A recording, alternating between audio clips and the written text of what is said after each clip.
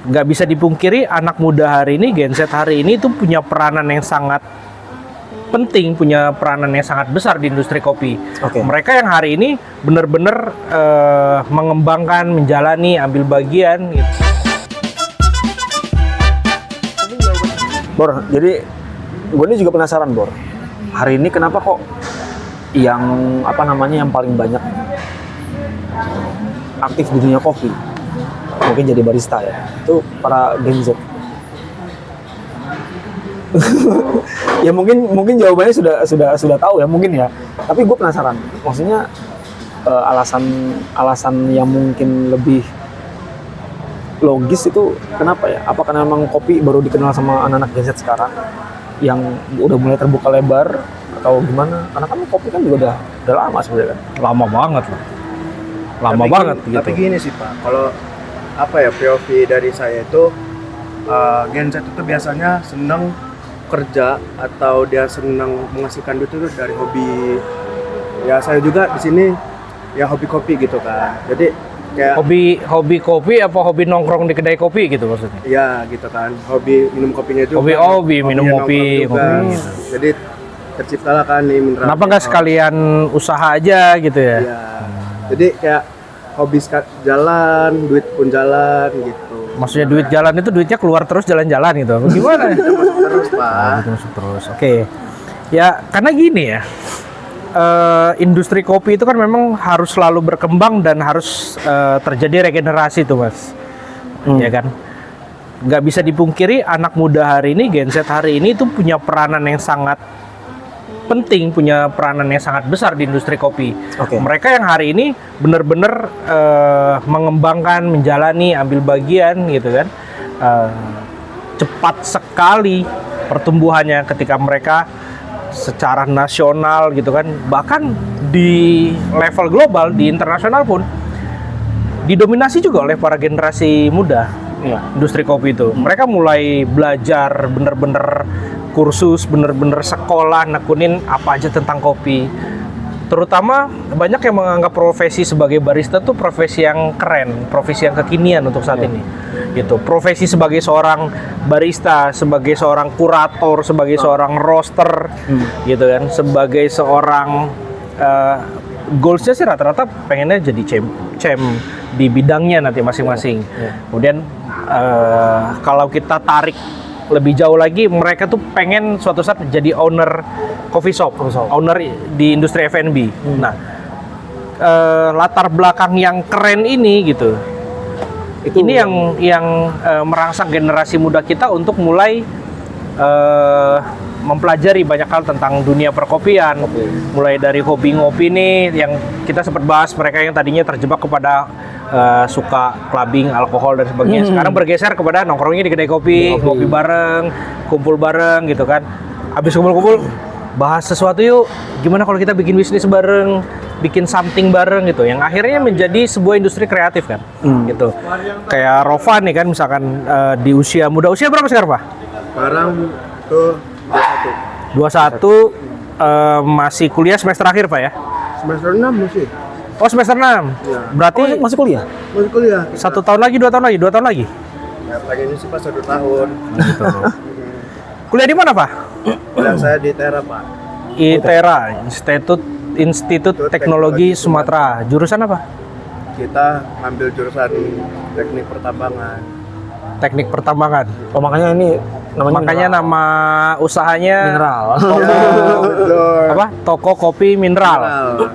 Karena menjual aneka mineral. Iya. Wah, keren sih. Gitu. Air mineral? Air mineral jual ya, Pak ya? Jual. Tapi awalnya nih. Ya, awalnya gimana, Pak? Awalnya gimana ceritanya? Kok bisa mulai nekunin dunia kopi gitu? Awal itu pas SMA kelas 2, kita itu ikut temen ngemas kopi bubuk. Oh gitu. Di mana? Di Lampung? Di Lampung. Kopi komersial gitu, kopi jagung, kopi curah. Ada itu juga, terus ada yang kopi-kopi yang premium. Oh gitu. Keren. Gitu. Terus? Setelah itu kita belajar barista. Belajar Dulu. ngeracik kopi, nyeduh Iya. kopi gitu. Di mana dulu belajar apa? Belajarnya dulu di SMK 2 Mei. Dulu namanya kedai window. Oh gitu. Jadi di dekat SMK 2 Mei itu dulu ada kedai kopi gitu. Iya. Kalian kalau jam cabutnya ke sana ya gitu. Cabutnya ke sana. Jadi gitu ya. Bolos sekolah nongkrongnya di kedai kopi. Kedai kopi. Gitu Bor. Didengar sama gurunya. Oh ini dia di dulu murid gue yang cabut. suka cabut di jam pelajaran. Ternyata nongkrongnya di kedai kopi. Tolong dong yang punya kedai kopi window nih tanggung jawab nih kan. Ya, komen nih. Oke, jadi gara-gara apa istilahnya sering kumpul di kedai kopi, tertarik kan? Tuh, bener tadi Bor. Karena hampir rata-rata generasi muda tuh tertarik kepada sesuatu yang dia lihat dulu. Tapi keren nih baristanya gitu. Gue juga ngeliat bukan cuma di dunia kopi doang. Mungkin sekarang juga kayak barbershop itu juga Ya, dirajai sama Gen Z. capster ya? Apa? Ya, barbershop gitu. Para capster itu kan rata-rata anak muda tuh sekarang banyak kan. bener. Kalau dulu kan barber itu identik dengan Asgar, Bor. Asli Garut. Asli Garut. Jadi ya usia-usia 30 40-an lah gitu ya yang mulai. Tadi gua ke salah satu kedai kopi, Bor. Tadi siang. Gua ngopi di salah satu coffee shop. Gua ngobrol sama baristanya, dia bilang gini, "Mas, gue tuh lagi nabung tuh, Mas." Kenapa? Tit, namanya disensor lah. Gue tuh lagi pengen nabung, Mas. Karena gue pengen cita-citanya buka barbershop. Loh, kok nggak buka kedai kopi? Ya kalau kedai kopi butuh modal gede lah, Mas. Kalau barber realistis buat gue. Ya, artinya industri usaha atau dunia usaha hari ini memang mulai banyak diminati oleh Gen Z gitu. Mereka tuh nggak malu lagi untuk terjun nih jualan produk makanan, jualan produk minuman, ada yang jualan properti ya kan, ada yang tadi buka usaha barber dan sebagainya. Bahkan kalau kita lihat event-event bazar UMKM kan kalau di publik itu, area-area publik itu banyak anak-anak muda kan yang ikutan. Balik lagi Pak. Jadi gara-gara hobi nongkrong nih di warkop waktu itu di kafe, terus tertarik belajar nyeduh dulu sama yang punya kafenya. Jadi kebetulan kafe itu terbangun. Jadi saya tuh sering tadinya itu dia kontrakan. Kontrakan apa kontraktor? Kontrakan. Oh, kontrakan. Ada mesin kopi. Terus juga ada gelas-gelas segala macam. Iseng lah di situ. Buat. Terus itu saya sama temen saya, "Bang, apa kita buat kedai aja ya?" Bangun. Oh, memang awalnya di situ udah jadi kedai apa belum aslinya? Belum. Oh gitu. Maksudnya Ya. kedai kopi window tuh belum kedai aslinya. Belum. Oh gitu. Masih kontrakan tempat nongkrong. Oh, tempat nongkrong anak 2 Mei. Anak-anak 2 Mei itu nongkrongnya di situ. Oke. Terus kita cetusin lah kedai window. Oke. Tahun berapa itu, Pak? Tahun 2023. Oh, 2023. Habis pandemi lah ya, habis pandemi ya. Gitu. Terus Itu kita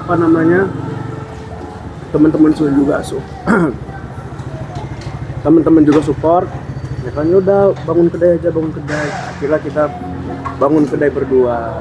Terus itu segala Oh, berdua awalnya ngerintis usaha kedai itu. ya, berdua kita ya belajar ngulik-ngulik, ketemu orang ini segala macam. Berkembangnya waktu ya alhamdulillah Pak, Rame, Pak? rame. Karena kan ya teman-teman juga support, terus juga warga sekitar juga sering datang. Apalagi 2 Mei kan dekat kos-kosan anak Unila nih. Banyak kos-kosan anak Unila, anak-anak kebidanan ya. Bidanan, terus juga Itu BM. pada nongkrong di sana. pada nongkrong. Nggak capek, Pak?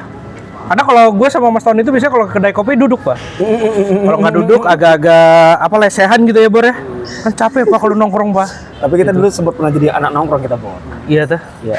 Enggak sih gue. MTV anak nongkrong. Nah, jadi oke lanjut terus. Terus itu berkembangnya waktu ya ketemu orang segala macam. Kayaknya kita harus ini deh buat kedai lagi deh. Gitu kan. Oh gitu. Jadi bikin cabang kedua atau gimana tuh? Lebih tepatnya kita saya fokus sama Kuliah. latar belakang saya. Itu masih sekolah ya? Belum masuk ke ITERA ya? Itu udah masuk ITERA. Oh, udah mulai masuk semester ITERA sambil kuliah berarti. 1. Ya, semester 1 itu kita ayolah Bang, kita berkembang gitu kan. Kita buka kedai kopi juga. Abang buat kedai kopi juga gitu. Jadi jangan di sana tetap, saya juga tetap gitu. Lahirlah Lahirlah kedai kopi mineral. Tapi emang bener-bener passionnya di kopi. Dari habit aja sih Pak. Oh. Kebiasaan. Dari habit biasa dari SMA kelas 2 ya kan, ketemunya di kopi, Iya. di kopi. Iya, iya. Kenapa akhirnya tetap kamu memutuskan tetap kopi deh gitu? Gua usahanya gitu, nggak kan 2 Mei nih. 2 Mei kan mungkin apa STM ya? STM itu apa sih? SMK. Oh, SMK. Apa bisa otomotif maksudnya gitu kan? Otomotif atau kan banyak juga tuh Gen Z yang usahanya otomotif atau yang lain deh gitu. Kenapa malah nekuninya tetap di kopi gitu? Emangnya nguntungin gitu jualan kopi? Gini sih Pak, kalau saya tuh satu di bidang otomotif saya nggak ada basic, Oh gitu. ya kan. Hobi? Hobi otomotif nggak? Nggak juga? Otomotif nggak juga, gitu kan. Kenapa sih saya tertarik ke dunia kopi ini? Kayaknya seru aja sih, kompleks gitu. Sampai saya tuh kopi itu cuma pahit aja. Oh gitu. Awalnya juga kamu persepsi kamu kopi itu pahit. Pahit aja. Ternyata pahit banget. Enggak, itu Pak. Ya, latar belakang lah. Itu kayaknya lu yang udah ngadepin. Kan bukan pahit aja kopi itu, Bor. Pahit Latar belakang banget. ngebangun Pahit banget. kedai ini kan lumayan. Gitu. Terus itu ketemu orang, roster segala macam. Akhirnya ngerti loh, kopi itu bukan tentang pahit aja. Iya. Gitu kan. Ada kalau pernah dikasih tahu tuh ada namanya travel wheel. Wih, apa itu? Flavor wheel. Flavor wheel. Apa itu? Jadi dia tuh kayak apa namanya? Oh, kopi ini rasanya ke arah sana, ke arah orange Iya, gitu iya. kan. Gue pernah lihat itu. Ya kan? Nah, lihat ada beberapa kafe-kafe kan yang nempel apa majang gitu ya, jadi pajangan. Flavor wheel. Flavor wheel ya. Roda rasa kopi. Rasa, iya. Jadi banyak itu macam-macam. Diagram warna tuh ya. Penasaran? Penasarin. Penasaran? Oh, penasaran. Udah ganti. Penasaran? Nyoba kopi pas ngeliat apa poster waktu itu. Poster, oh iya ya. Kopi Oh, ada rasa coklat. coklat, Ada rasa kopi buah-buahan. coklat, ada rasa orange juga ada orange mandarin, segala macam. Wah, Menarik ternyata nih gitu. Menarik nih. Akhirnya ngulik di situ. Ngulik. Apa sih alat-alatnya dulu tuh namanya? Apa dripper? Apa? Iya, Alat apanya nih? V60. Saya Oh, dulu belajar nyeduhnya pakai itu. dulu kan. Pakai dripper V60. V60. Kalau dulu saya tahunya V60. V60. Kalau V60. Iya. Gitu kan. Udah mulai nyeduh-nyeduh nih. Apa dulu? Favoritnya apa, Pak? Arabica, Robusta dulu? Dulu kita Arabica. Hobi nyeduh, belajar nyeduhnya dari Arabica. Arabica. Saya kemarin itu kita nyoba Arabica Lampung. Saya tuh suka kan yang dulu tuh suka yang asam-asam nih. Kebetulan Lampung Enak Arabica lah. orange-nya. Enak Arabicanya, Lampung. Nah, tapi kalau secara umum enak Pak. Tapi balik lagi sih Pak, menurut saya tuh yang nyeduh ininya kayaknya enak itu apa ya? Misalkan si A nyeduh enak, tapi ada yang lebih enak lagi di si B gitu. Artinya masing-masing penyeduh itu terkadang bisa menghasilkan parameter rasa yang lebih luas ya. Iya. Tidak hanya cenderung ke misalkan tadi fruitynya ke mandarin orange, kadang bisa diseduh sama Mas Tony, tiba-tiba rasanya jadi jahe gitu ya, atau jadi kecut banget gitu kan. Bisa, Bro. Atau tergantung dari Jadi masalah hidup. kalau Rova yang nyeduh kan jadi mandarin orange, kalau lagi nyeduh jadi jeruk nipis, Bor, gitu kan. Mungkin karena masalah hidup gue lagi kecut mungkin. Itu sepet. Jam itu. Invest banyak ngandung. Iya. Orang tua gimana, Pak? Dukung. Orang tua dukung alhamdulillahnya pas kita buka kedai kopi ini. Terus orang tua itu alhamdulillah dukung dari apa namanya hobi apa saya aja. Saya pernah hobi apa olahraga, terus hobi kopi. Ya orang tua dukung keluarga itu alhamdulillah. Apalagi bisa nyari duit sendiri kan. Iya. Jadi gue tuh kadang berpikir memang gini sih, Bor. Kita ya, generasi milenial, generasi apalagi generasi Z ya, Gen Z ya, generasi muda sekarang tuh memang nggak boleh terlalu bergantung pada nanti bakal ada 19 juta apa 19 miliar lapangan pekerjaan, gitu kan. Memang teman-teman ini sudah harus mulai berpikir semasa SMA atau semasa kuliahnya, gimana caranya suatu saat hobi bisa menghasilkan uang, bisa menghasilkan income. Ya, untuk ngebantu biaya kuliah, untuk nabung buat masa depan yang lebih baik kan gitu. Tanpa harus bergantung pada nanti gue setelah lulus kuliah harus kerja apa. Kan gitu. Kalau bisa malah kita yang menciptakan lapangan pekerjaan kan Ya, buat. betul. Nah, itu termasuk dari 19 juta lapangan kerja tadi. Oh gitu. Iya, Bor. Jadi bukan pemerintah yang nyiapin. Bukan, Bor. 19 juta lapangan pekerjaan itu adalah bukan 19 juta lapangan pekerjaan 100% mereka siapin, bukan. Makanya Bikin kenapa sendiri katanya. ya, makanya kan kenapa didorong, ayo belajar AI. Gitu, Bor. Ayo belajar ini, belajar itu. Kenapa? Ya biar ini nih Anak-anak muda nih bisa nyiptain lapangan pekerjaan. Jadilah- Minimal buat saudaranya, buat teman-teman kuliahnya juga. jadilah 19 juta lapangan pekerjaan. Begitu. Saya kira malah ini Pak. Pemerintah yang Pemerintah nyiapin. nyiapin. Enggak, kayak pemerintah kan nyiapin buat berikutnya lagi. Peluangnya. Gitu ya. Gitu. Ya ini soal sudut pandang aja ya. Kalau menurut gua, menurut keyakinan gua gitu. Nanti kalau dibilangin bener begitu, gua dibilang tuh gua yang hoax gitu. Enggak. Menurut keyakinan gua begitu. Sudah punya ini, apa namanya, pandangan bisnismu bakal bertahan sampai berapa lama? Pandangan saya itu untuk bisa saya bertahan berapa lama? Ya kita sih Pak pengen itu Selama-lamanya berkelanjutan. berkelanjutan. Salah satu alasan saya ngambil pertambangan itu juga nggak sampai tua juga saya di pertambangan sih Pak. Karena kan tambang, debu, apa terus itu apa namanya untuk tingkat kecelakaan yang sangat tinggi gitu kan. Di umur-umur itu mendingan di rumah solo living, jadi hobi Iya. gitu. Jadi Soalnya gini, kadang kan bener Bor, ya, maksudnya ketika kita punya usaha atau bisnis, selain kita juga memanage bagaimana bisnis itu berjalan atau tumbuh, kita salah satu yang mungkin hari ini yang belum sempat kepikiran oleh teman-teman itu adalah bagaimana exit plan-nya, Iya, betul. sampai sejauh mana usia bisnis kita, Betul. ya nggak sih? Bahkan memang harusnya kita mulai mempersiapkan plan B, C, Iya, dan seterusnya. Iya. Gitu. Karena itu juga berkaitan sama pertumbuhan bisnis. Maksudnya gini, ketika kita memang proyeksi kita tuh kan bisnis itu kan ada dalam satu tahap ya, misalnya level A. Ini jadi kedai kopi segala macam. Nah, tapi kan kedai kopi ini juga butuh pertumbuhan. Nantinya Ya. exit plan-nya jadi kedai kopi untuk ke arah yang lebih Bisa nggak nih bisnis ini kamu scale up? Gitu. scale up.